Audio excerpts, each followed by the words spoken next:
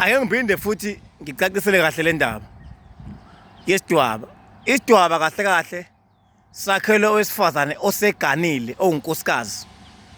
Isidwaba ngokomthetho makusuke kuya ngesidwaba into yamakhosikazi kuyona into yamatshitshi ayona into yezingane ezincane ngoba phela uma ngabe kuphilwe empilweni kuba nezigaba khona isigaba sezingane kungene ehambe kungene emtshitshini kuze ebuqhikizeni kuze ebukhosikazini kuze bumameni ukuthi umama ke manje usemdala wekhaya yabona bese kuhambe kuze kufike kwisalukazi.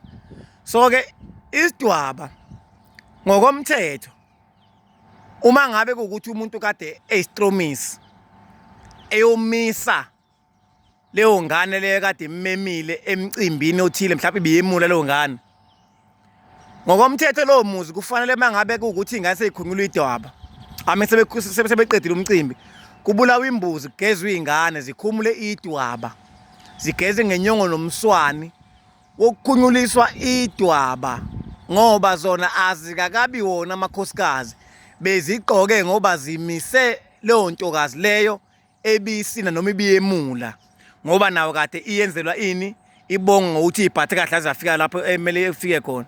So ke ngoba sesingena ukhalo lazo abantu abafana ukwembathwa kwabo kuyenzeka ixesha ezingizalukazi akwasembatha isidwaba kanti ungubani sekukhona sekukhona la esehlonipha khona bathi nasazi. So ke abantu bambetha amathongo angafani unabantu abakhulu awuthoda abangabesifazane bangena amathongo amakhulu so angafani nawamanye.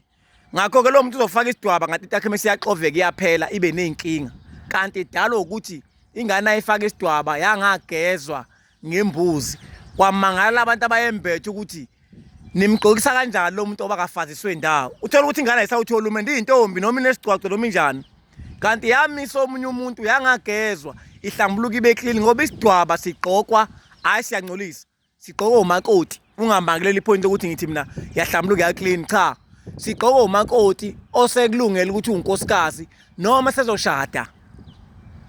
So ke njengoba sisesasigqoka kumemulo sasigqokwa umuntu osenikezwa isitifiketi sokuthi usengafika abakhongi noma yinini ngoba esezonikezwa isicucu sokuthi sekungakhiwa ubuhlobo ngaye lo muntu sekulikhule ngokwanele kulungele ukuthi usengaba unkosikazi womuntu sekufika isigaba sokuthi usengakhokhela qedwe. So lengane ke sayitshitshi noma lengane sayintombi esivele yafaka isidwaba maqede yangakhunyuliswa abafana abantu kusengenzeka lokho kuyakhela ukuthi ingabe isagana kusasa. Angithi phela ngikhuluma ngabantu la imsamo yabantu ayifani, inhlahla zabantu ayifani, impilo yabantu ayifani, ukuhamba kwabantu empilweni akufani futhi igaba zakhona. So ke ngokomthetho kahle kahle isidwaba futhi abe siyakhunyulwa entombini ngoba ngisho umuntu obekade umagotshana umuntu obe umagotshana kuyena okwazi ukuhamba nomakoti laphana njalo njalo unemigudu yakhona nayo ayenzayo uma kuwukuthi usefika esigabeni sokuthi khona into kumele ilungise zakhe ezimalana nempilo okanye mhlawumbe besemncane but mesemdala khona imigudu kumele ayigcina ayilandele ngoba lo wamuntu wahamba nomakoti waba umagotshana wabizwa ngomagotshana ngaliyana yabo. So ke nakhona ke la edwabeni kufanele ikhunyule ngizobenza upart 2 kamagotshana ukuthi yini kumele ayenze uma ngabe ukuthi usekhulu usemdala noma usengena esigabeni sakhe.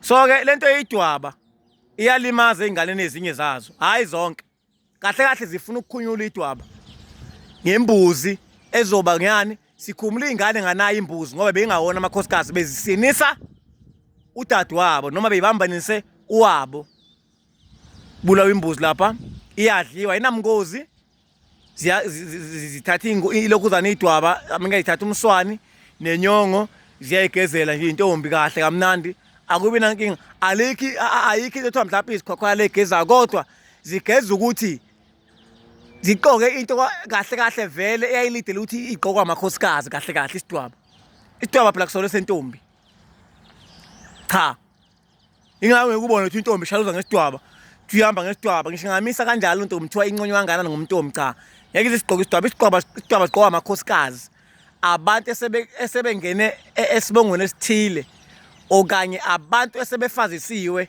ukuthi laba bangamakhosikazi. So ke nibheke lokufaka abantu izingane idwaba bese ningasayikhumulisi.